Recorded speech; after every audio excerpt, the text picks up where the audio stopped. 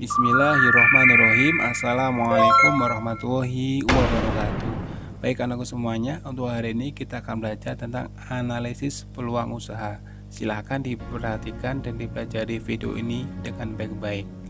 Tujuan pembelajaran dari materi ini adalah 1. Memahami dan menganalisis peluang usaha produk barang dan jasa. 2. Memahami dan menentukan peluang usaha produk barang dan jasa. Apa itu peluang usaha? Peluang usaha terdiri dari dua kata, yaitu peluang yang berarti kesempatan dan usaha yang berarti upaya untuk memperoleh sesuatu yang diharapkan. Apa saja ciri-ciri peluang usaha yang potensial? A. Produk dengan nilai jual tinggi. Salah satu kesuksesan bisnis adalah harus dapat memilih peluang usaha yang memiliki nilai jual yang tinggi. Karena usaha yang memiliki nilai jual tinggi memiliki potensi untuk berkembang. B. Memenuhi kebutuhan masyarakat, yaitu dapat memenuhi kebutuhan masyarakat luas. C. Kerugian usaha yang minimal. D. Jenis usaha tidak bersifat musiman.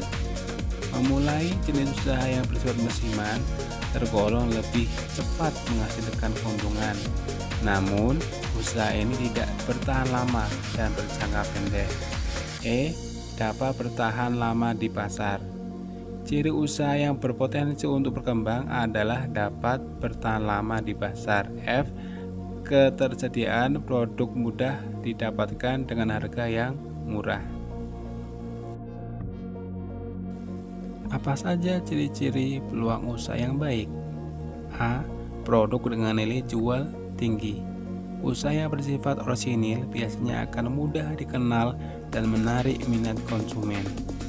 B. Memiliki kelayakan usaha. Dengan mengetahui kelayakan usaha, dapat membantu untuk mempersiapkan rencana dan juga strategi pemasaran usaha Anda. C. Memiliki passion untuk menjalankan bisnis. D. Mengembangkan bisnis dengan ide kreatif. Hal yang tidak bisa dihindari dari menjalankan usaha adalah menghadapi persaingan ketat. Oleh sebab itu, maka Anda harus tahu mengembangkan bisnis dengan ide kreatif. E. Dapat beradaptasi dalam berbagai situasi dan kondisi. Apa itu resiko usaha? Resiko usaha adalah suatu bahaya atau akibat yang mungkin dapat terjadi pada keadaan sebuah usaha yang sedang berlangsung maupun situasi usaha yang akan datang. Sifat dari resiko usaha itu sendiri adalah tidak pasti dan sebagian besar menimbulkan kerugian. Menurut Abbas Salim, ada 3 faktor yang mempengaruhi ketidakpastian yang nantinya akan menyebabkan resiko kerugian, yaitu 1. Ketidakpastian ekonomi. 2. Ketidakpastian yang disebabkan oleh alam. 3. Ketidakpastian yang disebabkan oleh perilaku manusia. Apa saja resiko usaha dan jenis resiko usaha? 1. Resiko produksi. Sekarang ini banyak perusahaan yang menerapkan sistem otomatisasi dalam proses produksi, misalnya dalam produksi pakaian.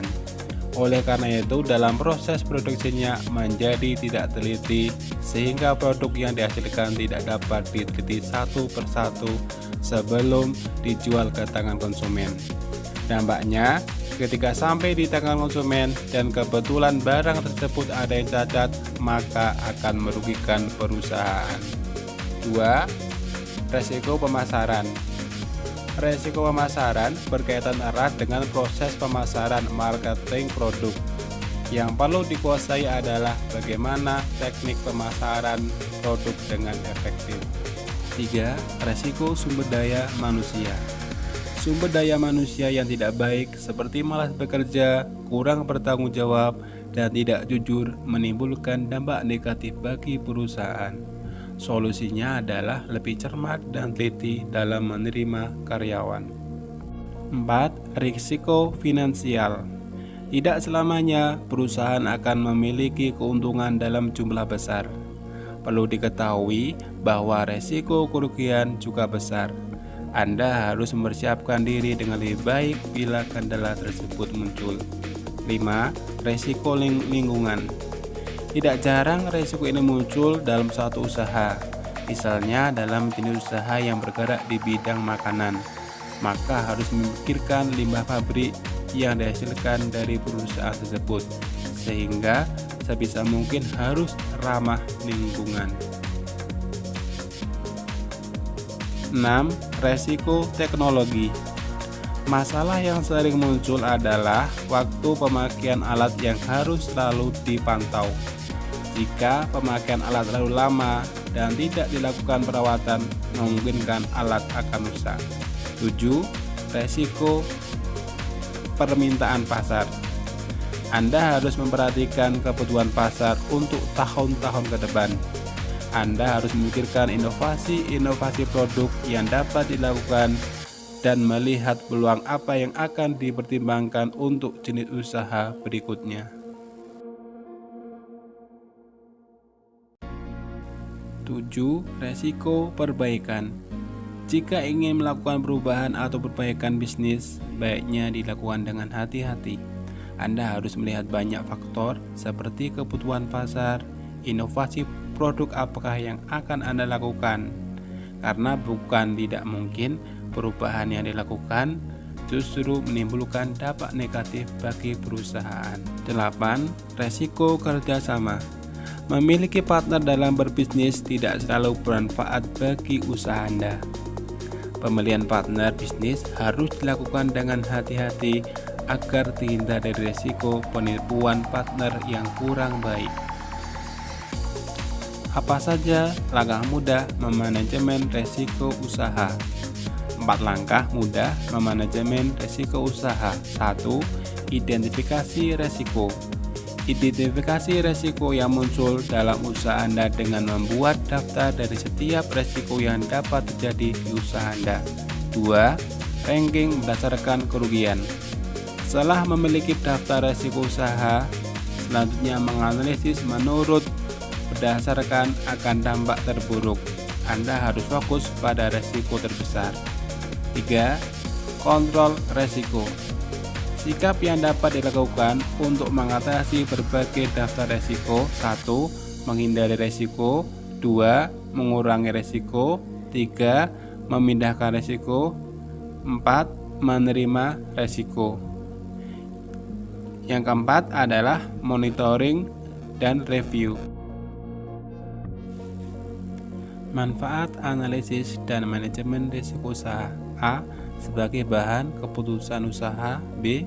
Peningkatan produktivitas dan keuntungan. C. Memudahkan estimasi. Selanjutnya, sumber peluang. Sumber peluang bisa berasal dari A. Diri sendiri. Beberapa sumber peluang muncul dari diri sendiri, antara lain hobi, seperti bakat dan minat, keahlian, yaitu keahlian yang dimiliki dapat memberikan sumber inspirasi dan sumber peluang bisnis. Selanjutnya, peluang dari pengetahuan dan latar belakang pendidikan. B. Lingkungan. Banyak peluang dan inspirasi yang timbul dari lingkungan sekitar, seperti usaha orang tua. C. Perubahan yang terjadi. Peluang besar muncul menjadi sebuah bisnis adalah perubahan yang terjadi di lingkungan sekitar. Contohnya, perubahan global, lingkungan, peraturan pemerintah, musim, gaya hidup, tingkat tekanan pekerjaan, teknologi informasi, dan kepemilikan kendaraan. D.